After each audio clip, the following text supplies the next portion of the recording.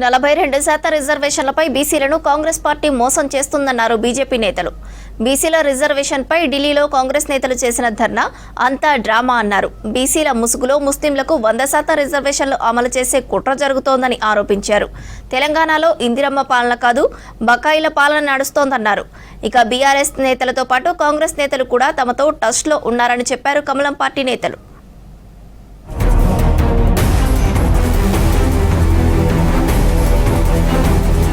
ఢిల్లీ జంతర్ మంతర్లో నిర్వహించిన కాంగ్రెస్ పార్టీ ధర్నాపై విమర్శలు చేశారు కేంద్ర మంత్రి కిషన్ రెడ్డి. గాంధీ కుటుంబాన్ని పొగిడేందుకే కాంగ్రెస్ సభ జరిపినట్లు ఉందన్నారు.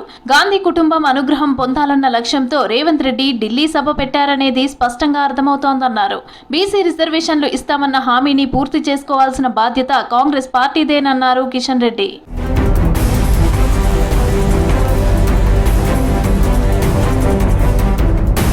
ఢిల్లీలో కాంగ్రెస్ చేపట్టిన ధర్నాపై ఫైర్ అయ్యారు కేంద్ర మంత్రి బండి సంజయ్. ముస్లిం రిజర్వేషన్ల కోసమే కాంగ్రెస్ నేతలు ధర్నా చేస్తున్నారని ఆరోపించారు. బీసీలకు 5% పెంచి ముస్లింలకు అదనంగా 10% రిజర్వేషన్లు కల్పించే కుట్ర చేస్తున్నారని ఆరోపించారు బండి. బీసీ రిజర్వేషన్ల కోసమంటూ ఆందోళన కార్యక్రమం నిర్వహించడం నిజంగా హాస్యాస్పదం. బీసీ రిజర్వేషన్లకు భారతీయ జనతా పార్టీ వ్యతిరేకం కాదు. ఈ దేశంలో బడుగు బలహీన వర్గాల కోసం, అగ్రవర్ణాల్లో పేదల కోసం కష్టపడి పరితపించే పార్టీ, వాళ్ళను ఆదరించే పార్టీ, వాళ్ళని ఆహ్వానించే పార్టీ, వాళ్ళని ఆదుకునే పార్టీ నరేంద్ర మోడీ గారి నేతృత్వంలోని ఎన్డీఏ ప్రభుత్వం. కాళేశ్వరం అవినీతికి కారణమైన కాంట్రాక్టర్లను, అధికారులను వెంటనే అరెస్టు చేయాలని డిమాండ్ చేశారు బీజేపీ స్టేట్ చీఫ్ రామచంద్రరావు. దీనిపై సీబీఐ విచారణ జరిపించాలన్నారు. కాళేశ్వరం దెబ్బతినడానికి బీఆర్ఎస్ పాపమే కారణమన్నారు.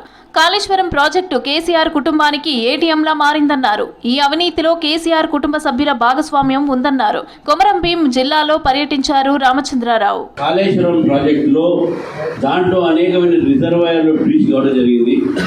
మెయిన్ డ్యామ్ కూడా ఒక బ్రీచ్ కావడం జరిగింది.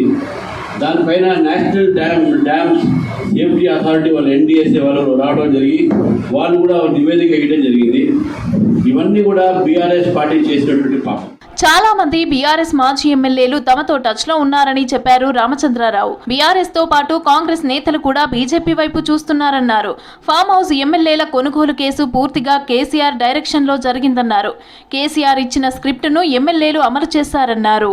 తెలంగాణ ప్రజల్ని నేను కోరుతా ఉన్నాను, కాంగ్రెస్ పార్టీ నమ్మకండి, బీఆర్ఎస్ పార్టీ నమ్మకండి. ఈ రెండు కూడా దొందే. కాబట్టి ఒక మంచి పరిపాలన అందిస్తున్న నరేంద్ర మోదీ గారి యొక్క పరిపాలనలో తెలంగాణలో కూడా డబుల్ ఇంజన్ సర్కార్ రావాలనేటటువంటి ఆకాంక్ష ప్రజల్లో బలంగా ఉంది. 42% బీసీ కోటాలో 10% రిజర్వేషన్లు ముస్లింలకు ఇచ్చేందుకు కాంగ్రెస్ కుట్రలు చేస్తుందన్నారు ఎంపీ డీకే అరుణ. బీసీ రిజర్వేషన్లపై కాంగ్రెస్ కు చిత్తశుద్ధి లేదన్నారు. రిజర్వేషన్లను అమలు చేయకుండా బీజేపీని బద్నాం చేయాలని కుట్రలు చేస్తున్నారని ఆరోపించారు. బీసీల యొక్క ఓట్లను రాలగొట్టడానికే బీసీ మాట, బీసీ పదం వీళ్ళు మాట్లాడుతున్నారు కానీ వీళ్లకు బీసీలకు రిజర్వేషన్ ఇచ్చేదాని పట్ల చిత్తశుద్ధి లేదు.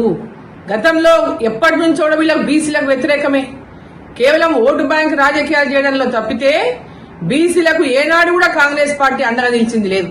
ఇవాళ ఢిల్లీలో వచ్చి ధర్నాలు చేస్తాం, అది చేస్తాం, ఇదేదో భారతీయ జనతా పార్టీ మీద నెపం నెట్టని ఇంకా డ్రామా చేస్తే తెలంగాణ ప్రజలు గాని, తెలంగాణ బీసీలు గాని అమాయకులు ఎవరు లేరు. ఇక్కడ తెలంగాణలో ఇందిరమ్మ పాలన కాదు, బకాయిల పాలన నడుస్తోందన్నారు బీజేపీ ఎమ్మెల్సీ అంజిరెడ్డి. సర్పంచ్, ఎంపీటీసీల బిల్లులు వెంటనే విడుదల చేయాలని డిమాండ్ చేశారు. ఎన్నికల ముందు ఇచ్చిన హామీ ప్రకారం కార్మికులు, కాంట్రాక్ట్, అవుట్సోర్సింగ్ ఉద్యోగులకు జీతాలు చెల్లించాలన్నారు ఎమ్మెల్సీ.